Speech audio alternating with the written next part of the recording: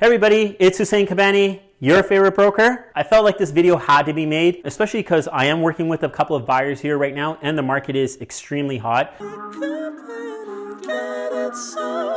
So I wanted to kind of share the process I go through with my buyers in this type of a market. Don't get me wrong, there are a lot of steps here that are done in a normal market, if you want to call it a normal market. There are a couple of things that I would do and go a little bit overboard on this time. The number one thing I want all of my buyers to do is I want to make sure they get a pre-approval. So I want to make sure that whatever bank, mortgage broker, agent that they're comfortable working with, they go through, they've given them their pay stubs, employment letters, they've pulled fresh credit reports, just to make sure all of the information is up to date. I even want to go far as basically saying, hey, where's your down payment source coming from? It's being gifted, where's it coming from? I want to basically clarify everything that is going to be used for your mortgage approval up front as much as possible. Because if something is going to break down, I want it to break down in this point right here before we get too far in the process, because then we can even try to figure out what we can fix versus being surprised or being in an offer and not being able to close. Really, especially in this situation here right now, we want to make sure all of your document is bulletproof.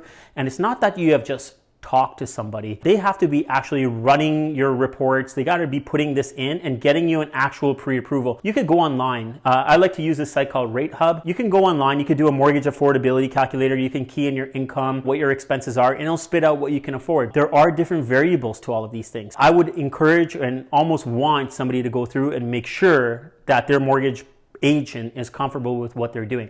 That would be my number one thing. Number two thing, I would tell all of my buyers, and I've always tell them this, and especially again here right now, is like, I don't want anyone to overextend themselves. I would want somebody to buy something that they're comfortable with. Of course, market will come up and down and whatnot. You got to be comfortable with what you're buying, and you got to be able to make sure that, you know, to a reasonable level that you don't have any doubt that you're going to be able to pay for this property, all the monthly payments on it. So that goes into even making sure of what you know what your job is. You know, there's a lot of sectors that have been affected right now because of COVID. So you want to make sure that your industry is kind of safe in all of this and you have a good feeling about your employment and you're not going to have a disturbance in that because you don't want a problem in your mortgages or your finances in general. Make sure that you're comfortable with your mortgage payments. Make sure you're not overextending yourself. Have some kind of a safety in there, that you have a bit of a safety net as well. Make sure that your income, you're satisfied that you're going to have a job and you're not going to have a disturbance over there. And the other thing I always want people to do is when buying real estate, I want you to buy for long term. I don't like the idea of saying, hey, this is going to appreciate in a year or 2 years because of this is what's happening in the market and I'm going to cash out and do this. I don't like that. Listen, if that ends up happening in a year or two and you're able to see a big increase and you want to cash out and do whatever you want to do, that's great. But I always plan on, you know, a normal rate of appreciation, 3 to 5%, and I want to be able to weather any storm that may come up. Want to be very comfortable with what you're purchasing because it could cause a lot of problems for you in the future. The next thing I would say is that you got to look at comparable sales for sure. When you're working with a realtor, they should be showing you exactly what has sold in that neighborhood, and you got to be able to take a look at the property that you're looking at, considering putting an offer on. Look at the previous sales and then come up with a reasonable number by doing some plus and minus adjustments. Maybe the property that you're willing to buy has a finished basement, the other one didn't. You got to come up with some kind of a margin and say, hey, this is what I feel like, you know, a finished basement is worth. When we talk about comparable properties at a very high level, you want to make sure a couple of factors about looking at comparable properties. The number one thing is that I want to make sure it's within the same area, okay? It's got to be kind of within the same area. It's done in a similar time frame, and it's a similar type of structure of what you're trying to purchase. With given a little bit of here or there, everything else you could plus and minus for, hardwood flooring and, you know, granite countertops, all these things you could do a little plus and minus adjustment. The biggest ones, like I said, is the location, the time that it's sold in, and the type of structure that you're actually purchasing. I would want to make sure that you have a very good idea of it. The tricky part in this market right now and what's different about COVID and where the market is so hot, you may look at comparable sales and they might all be selling for $800,000 in that area of what you're trying to buy. But can that property sell for $931,000 like I saw something sell for? Yeah, absolutely. But that could lead to a lot of problems afterwards. I'm not sure if you want to be in that boat because, like I said, it could cause a lot of problems down the line for you. So make sure you look at the comparables and you feel comfortable about the value that you're paying for this property. The other thing I can tell you guys about is that multiple offers. Likely in this market, you're going to end up in a multiple offer situation if you're buying some type of a freehold property. When you get into multiple offers, that basically means is that there's going to be other people competing to get this property. There's a misconception, guys. So people ask me, okay, well, what's the other other offer that went in? We don't know. So it's basically a blind bid. There's a process out in Australia, I'm not sure if you guys are aware, but they literally would stand on the corner of the street and basically auction off the house to the highest bidder. It's completely open. You can see who's bidding on what. It's very transparent. Here is not. It's basically a blind bid. I've had situations personally where I've say listed a house for $700,000. Someone's come in at $650, someone's coming at $7, someone's coming at $9. Like nobody knows where anybody is at when these offers go in. Listen, if you work with an agent that is active, that may have connections, friends, colleagues in the business, can you get a little bit of inkling here and there what's going on? Can you get a little bit of better information? Sure. Is it, are they allowed to disclose what's going on? No. Can you get a little bit more hints? Absolutely. I would always be concerned about when you're getting into multiple offers because it is a blind bid. The other thing also is that when you're getting into multiple offers, there's a good chance that you may have to go firm on the offer. And what we mean by firm is that typically we insert a couple of conditions when you're purchasing a property. One would be a mortgage approval. Second would be a home inspection. And if you're buying condo property, it could be a status certificate. And I like to actually add in a lawyer review in all of my agreements because I want a lawyer to review the agreement as well if we have a chance to do so. These are the conditions I put in. If you're going to be competing against 10 or 12 people, there are people out there that won't put in conditions in an offer. And now that becomes, again, very individual. It depends on your comfort level. The number one comfort level is that are you comfortable with your financing, your mortgage approval? So the thing is that we talked about comparable sales. So now you go into a neighborhood where,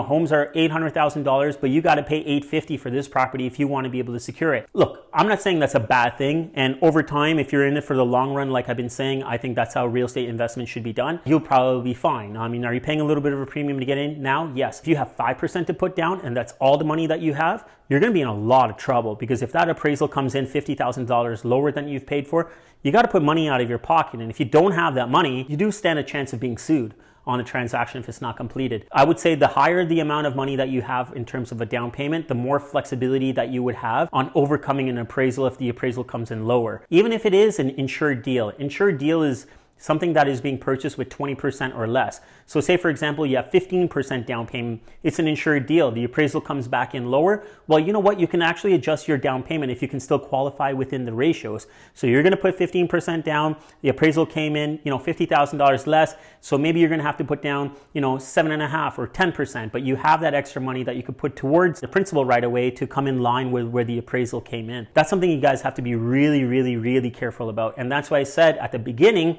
you want to make sure you understand what your financials are and not just that you talk to a mortgage broker. You want to just make sure that they've run it through the system. There's nothing weird that's come up that you're going to have to overcome in this situation because that's going to be very dangerous for you. The next thing about multiple offers and the conditions I can tell you is a home inspection. And a home inspection, again, is something very personal. I mean, listen, is it a 1-year-old home that still probably has some carry on warranty left against it? Are you more comfortable? Well, a lot of the market would be more comfortable with that. Are you comfortable buying a 50-year-old home without a home inspection?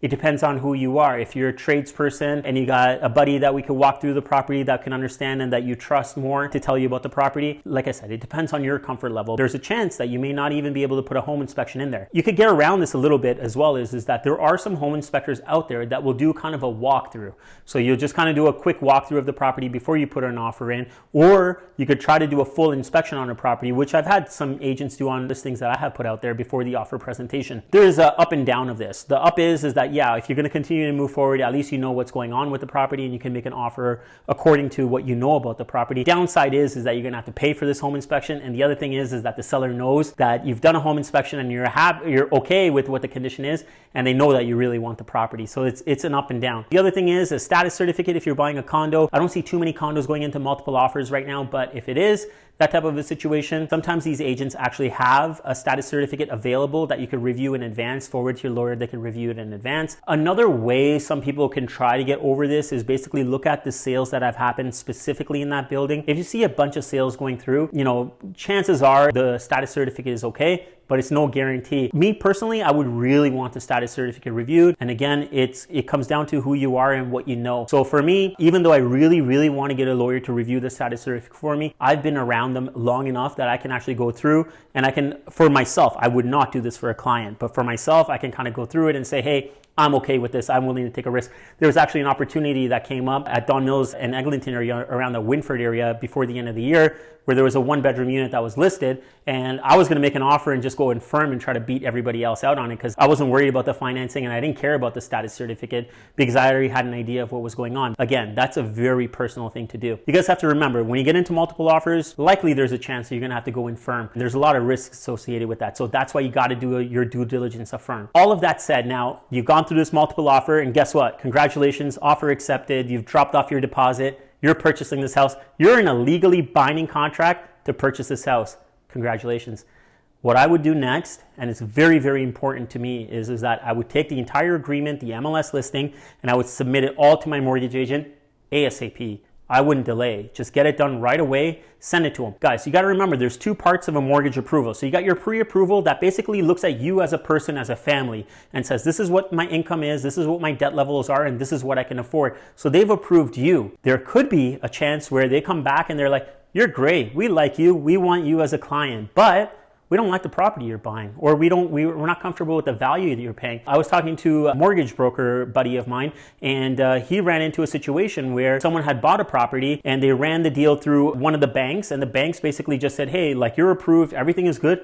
We don't like this property. We don't like where it's located. We don't like this property. We're not doing the mortgage on it. On the flip side, they went to another A lender and they basically didn't have any problem with it. So you really want to submit your documents right away to the mortgage agent so they can process that deal to get that second half approved. The second half is the actual property that you're purchasing. This is where they'll likely send out an appraiser to make sure that the value is what they're going to lend you again. You want to get these things done. Even when they come back to you with the mortgage approval, they're going to come back to you with the mortgage commitment. And you guys got to go through this mortgage commitment and you got to see, they're going to say, you're approved. You're going to be so happy about it. Okay, let's file that away. We'll deal with it in 2 months when we come to closing. No, you got to deal with that right there and there. They're going to ask you to submit this document, backup of this, property taxes, this.